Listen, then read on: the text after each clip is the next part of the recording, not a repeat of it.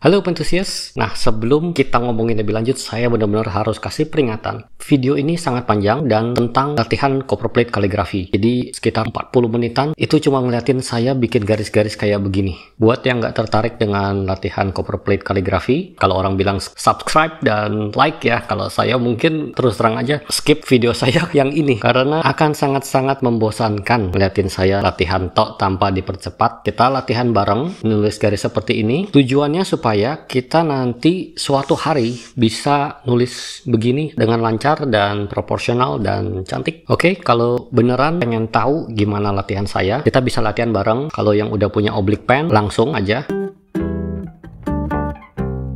Sebetulnya saya udah lama sekali latihan copperplate, tapi nggak rutin ya. Kadang udah mulai, terus stop, terus mulai lagi, stop lagi. Jadi hasilnya nggak ideal. Nah ini saya referensi latihannya, ada beberapa, tapi belakangan ini saya coba ambil referensi latihan dari Benjawan Kaligrafi. Itu ada websitenya, dan juga ada Instagramnya. Ini saya kasih lihat screenshotnya ya. Benjawan ini asalnya dari Amerika. Dia kaligrafer yang udah lumayan profesional di sana. Saya coba beli e-booknya melalui websitenya. Jadi saya nggak bisa sharing di sini ya. Saya nggak bisa kasih soft copy atau filenya. Nah sekarang kita coba langsung mulai latihan dengan warm up strokes, yaitu garis pemanasan ya. Nah kali ini saya akan menulis dengan oblique pen, mereknya tuh Moblique. Ini saya dapat waktu ikut workshop di C4 Calligraphy. Waktu itu pengajarnya adalah 701 Days Calligraphy. Ini kaligrafer Indonesia. Saya kasih lihat Instagramnya. Jadi kalau yang tertarik untuk belajar copperplate sama 701 Days Calligraphy, silahkan dikontak. Waktu itu saya ikut workshop, tempatnya di C4 Calligraphy di daerah Pondok Indah di Jakarta, dan saya dapat ini salah satunya. Ini oblique pen yang oke banget menurut saya. Dia bisa fleksibel ya, kalau kita pasangin ininya dia jadi oblique pen, taruh pennya di samping. Kalau kita bisa bikin jadi straight pen. Lalu di bodinya ini bisa dibuka dan bisa dijadikan penyimpanan untuk mata penanya seperti itu. Lalu kalau mau dijadikan straight pen, ini bisa dilihat di sini. Nah itu ada lubangnya di situ. Itu bisa langsung aja dicolok di bagian situ. Nah jadi bisa jadi straight pen normal ya. Sedangkan untuk keperluan copperplate ini kita akan pakai bagian oblique-nya ini, bagian yang bisa membuat pegangannya jadi miring. Sebetulnya ada juga kaligrafer yang sangat-sangat profesional, Pascal Scribe. Ini saya kasih linknya di sini juga ya. Dia banyak sekali bikin tutorial di YouTube maupun di Instagram kalau nggak salah tentang cara menulis copperplate. Menurut dia sih sebetulnya copperplate itu nggak pakai oblique pen, dia pakainya yang lurus malah. Tapi untuk kali ini saya akan cobanya dengan oblique pen.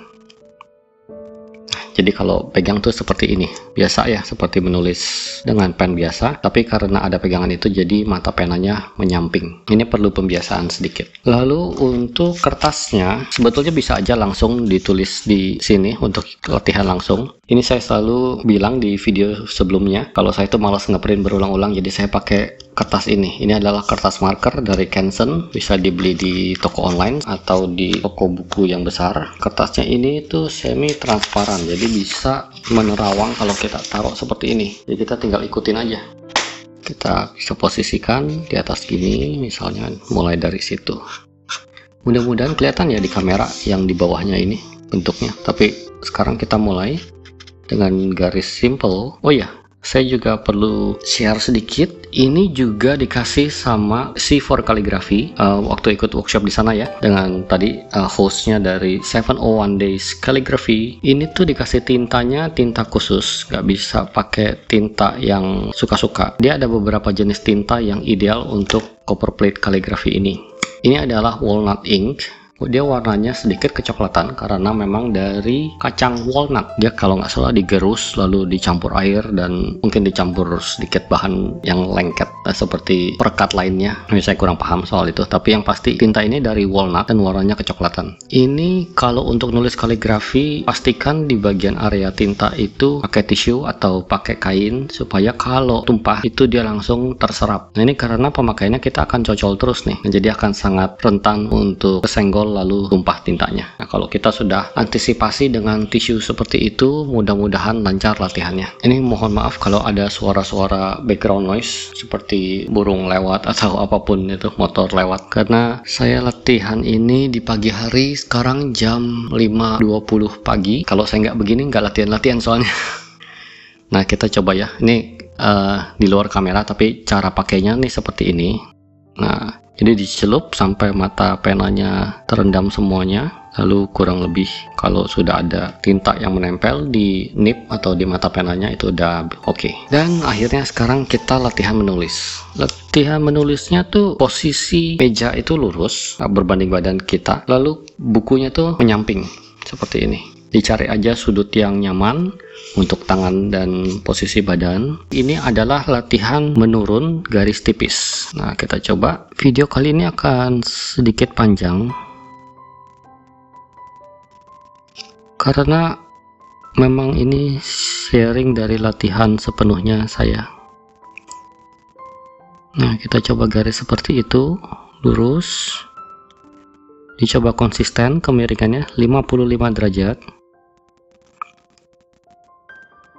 Untuk latihan begini tuh jangan terlalu stres, jangan terlalu merasa menghakimi diri sendiri. Ini sebetulnya bagian terapi juga buat saya, ngelepasin kepenatan dalam sehari-hari ya.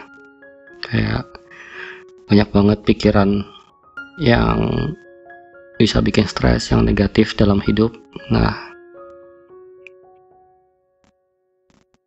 kaligrafi ini terapi untuk rileks. Pengingat bahwa dalam hidup itu kita jangan terlalu menghakimi diri sendiri atau menghakimi orang lain atau punya banyak pikiran negatif, kritik-kritik yang terlalu sering dan tidak membangun. Latihan aja terus. Coba dirasakan tarikan garisnya.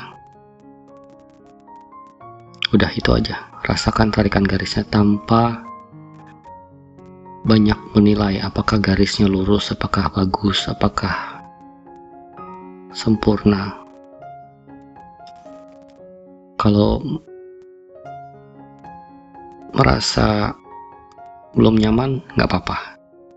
Kalau merasa belum bisa, nggak apa-apa.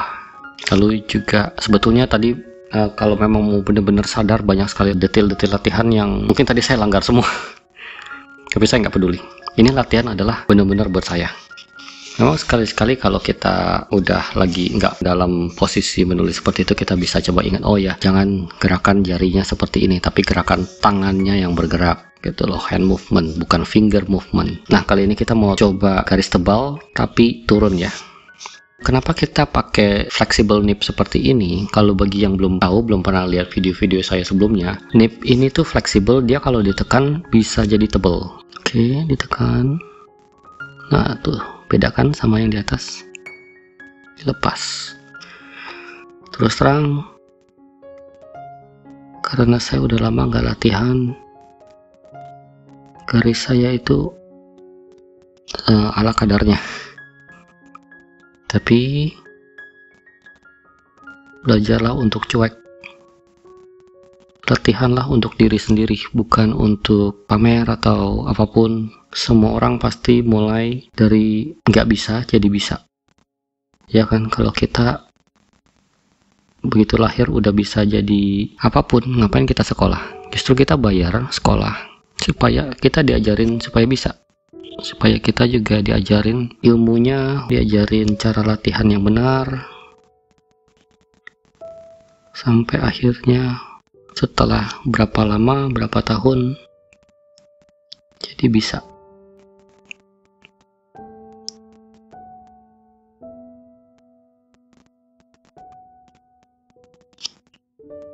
Kayaknya saya nulisnya ketebalan sih garisnya ya, sampai terlalu ekstrim coklatnya. Saya coba nulisnya tipis sedikit.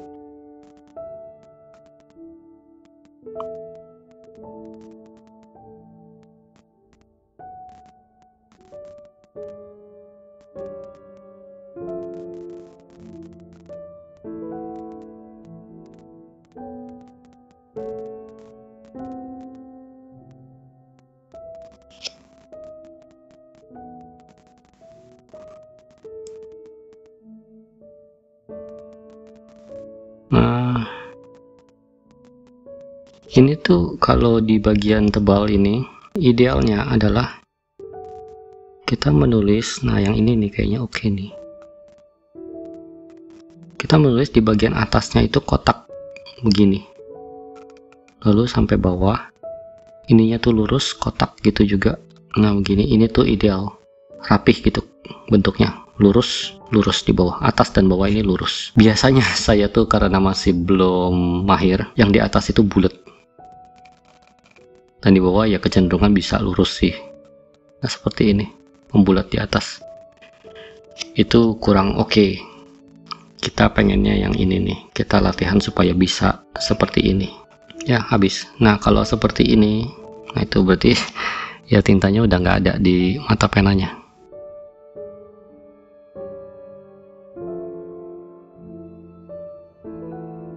Nah setelah beberapa lama kayaknya tangan saya pun udah mulai lebih lemes, lebih bisa cocok untuk mengontrol oblique pen ini. Berasa di bagian ini, mulai dari sini itu lebih nggak kaku, lebih nggak kagok apa narik garisnya dibandingkan di depan-depan sini semua. Enaknya latihan konsisten itu sebetulnya langsung loncat ke sini di awal bahkan, atau mungkin langsung loncat lagi ke level yang lebih bagus garisnya.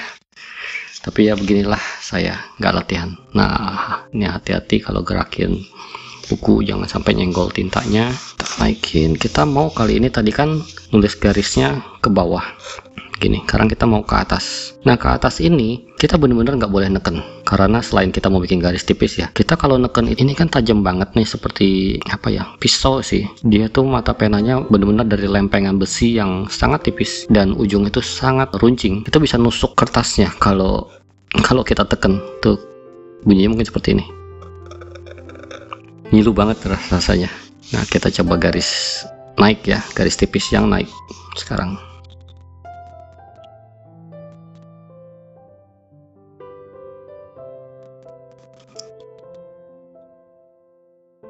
Kita ngobrol sambil latihan ya, biar nggak terlalu sunyi.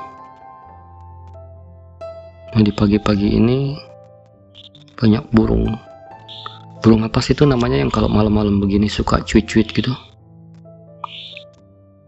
Itu saya dari dulu kesel itu kalau ada burung itu, berisik banget gitu loh. Kayaknya kok bisa burung sekecil itu tuh suaranya sampai ratusan meter masih cuit-cuit gitu.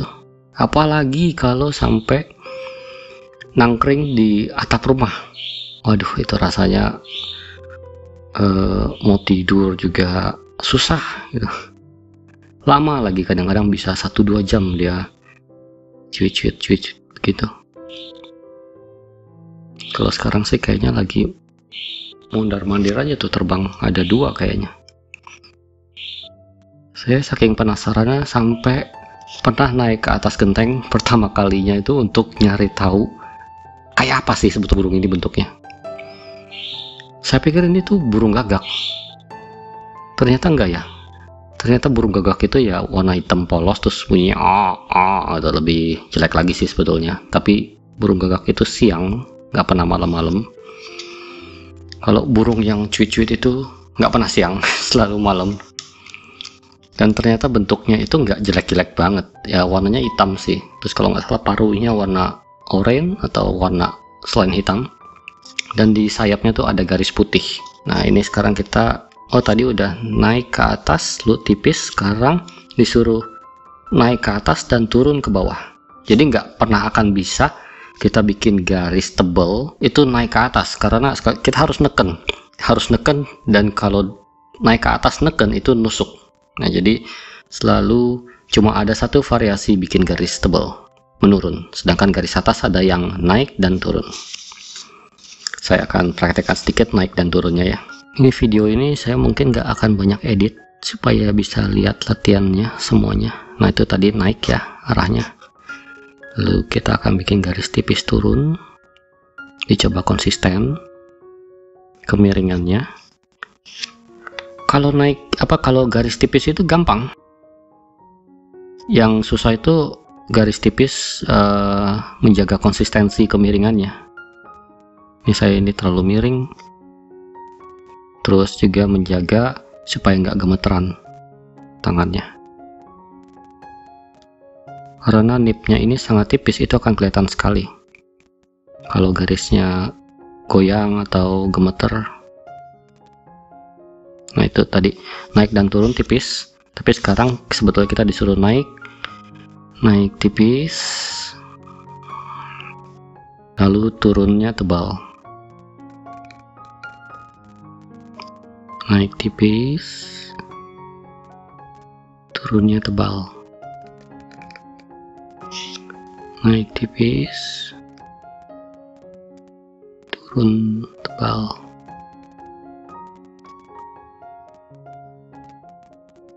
Sebetulnya udah lama sekali saya pengen bangun subuh-subuh gini lalu latihan. Tapi aduh, kadang ya namanya males ya. Saya bukan morning person, tapi juga karena kerjaan, malam mau bikin video juga rasanya udah capek. Mudah-mudahan kedepannya saya bisa konsisten ya, bangun pagi seperti ini lalu latihan. Katanya sih kalau di buku-buku yang tentang self development, bangun pagi itu penting banget supaya kita bisa punya me time, waktu untuk kita sendiri tanpa diganggu, tanpa banyak distraction. Ada kerjaan, ada sosial media, ada teman, ada keluarga. Semua tuh hilang di saat kita bangun pagi. Naik, tebal, turun, oke. Naik, turun, naik, turun. Latihan basic seperti ini nih bukan berarti cupu ya, bukan berarti apa ya, sepele. Latihan basic ini adalah latihan yang diulang-ulang, bahkan bagi para kaligrafer yang sudah profesional. Ini tuh bagian dari software manusia yang perlu diinstal berulang-ulang. Sama seperti latihan pemanasan untuk olahraga. Itu otot kita tuh harus selalu diperkenalkan dengan gerakan yang paling dasar. Jadi jangan merasa, aduh kok saya latihannya sepele banget sih, cuma begini terus gitu loh. Aduh kenapa sih saya belum bisa-bisa, kenapa sih saya begini begitu gitu. Itu pikiran-pikiran seperti itu tuh singkirkan jauh-jauh. Selain melatih kaligrafi, yaitu tadi kita juga melatih pikiran kita untuk siap dalam menjalani nanti. Semakin siang, semakin malam kita banyak sekali gangguan dan pikiran-pikiran lain.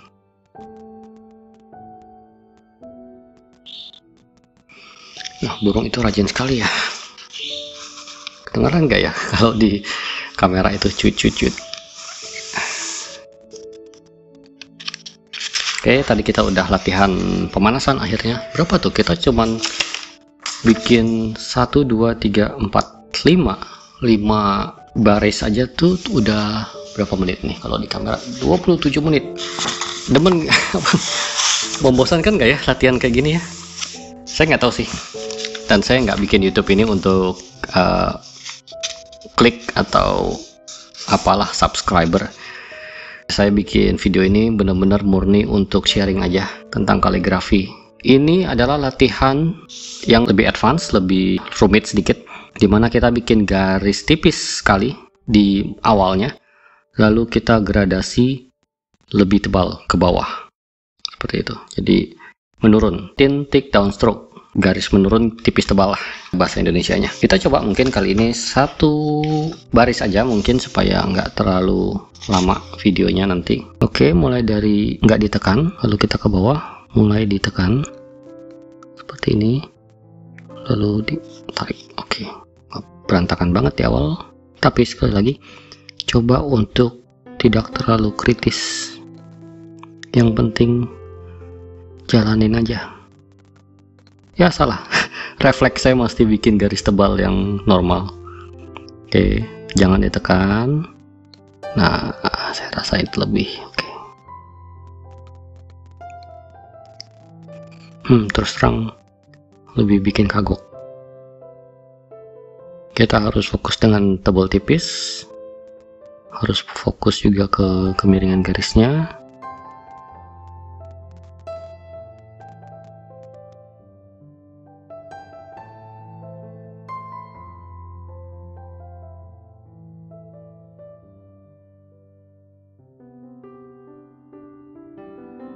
Lumayan yang ini nih. Tebal, terlalu langsung ditekan di awal.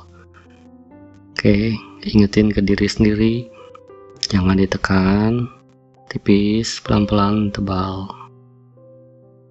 tipis, pelan-pelan, tebal. Mungkin kita fokus dulu di tebal tipisnya, nggak peduli miringnya seberapa lah, atau gemeterannya gimana. Tipis, tebal, tipis, tebal. Nggak segampang kelihatannya loh, bisa dicoba. Kita latihan bareng sama-sama, bareng-bareng jeleknya, bareng-bareng nggak bisanya. Yang bareng-bareng itu jangan cuma yang senang-senang aja, tapi kita harus kasih lihat suka dukanya latihan, gimana nggak bisanya di awal.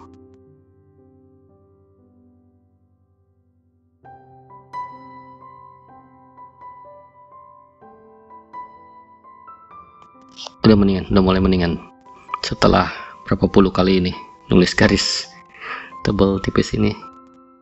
Yang terakhir lumayan, kita coba lagi lumayan. Nah,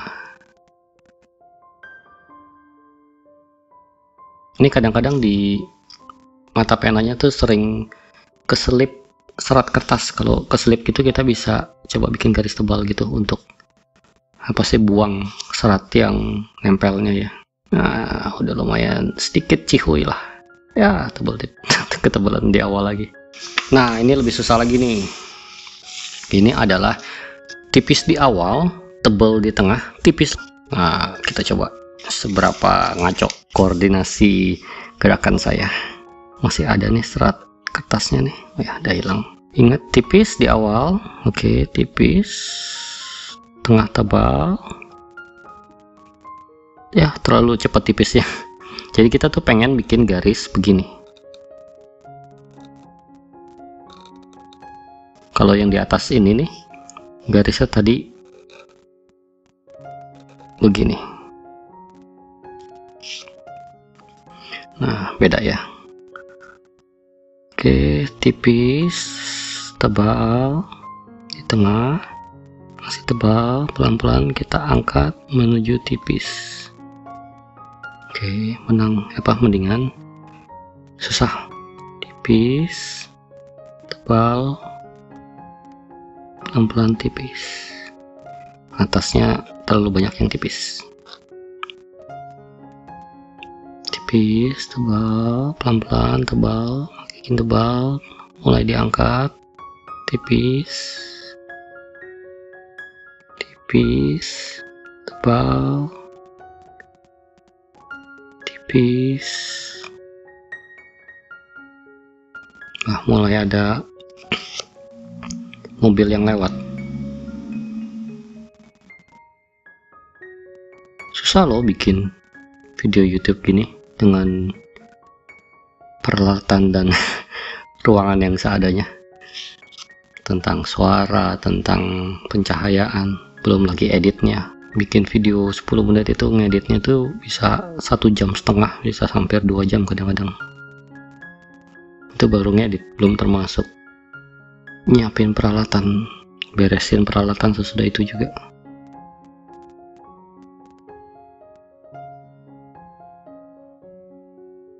Oke, tipis, tebal, angkat,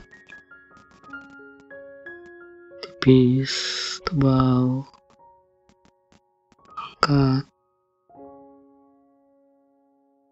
tipis, tebal, angkat. Ini video ini akan lebih menarik kalau kita beneran latihan bareng nih ya. Saya yakin sebetulnya udah nggak ada yang nonton lagi di menit sekian ini. Saya udah sendirian, pasti kalau siapapun yang masih nonton pasti ini sambil latihan bareng. Ayo yang masih bareng sama saya, coba tulis di komen.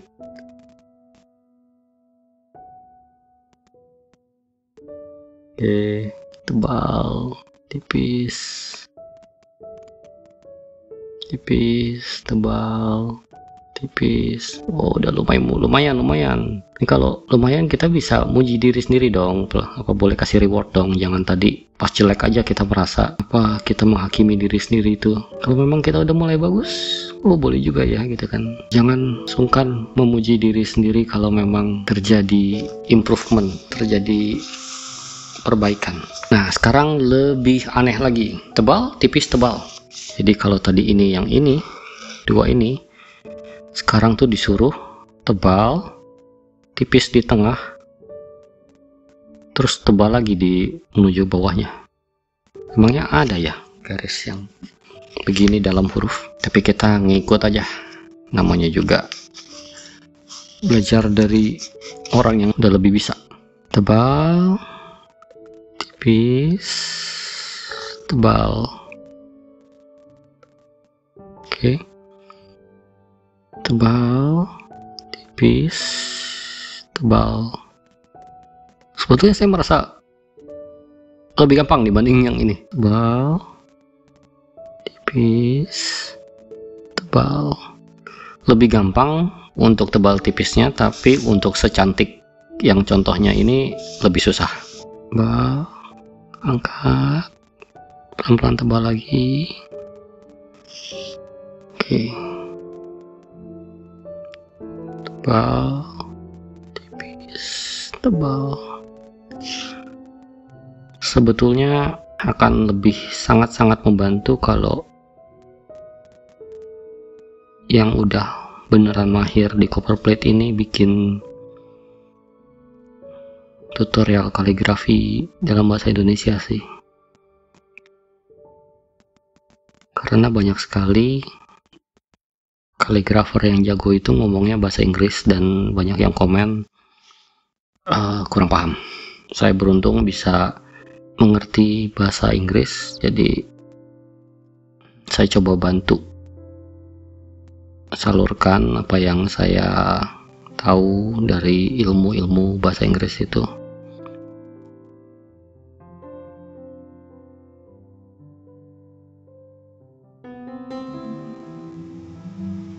Loh, mobil yang tadi lewat lagi.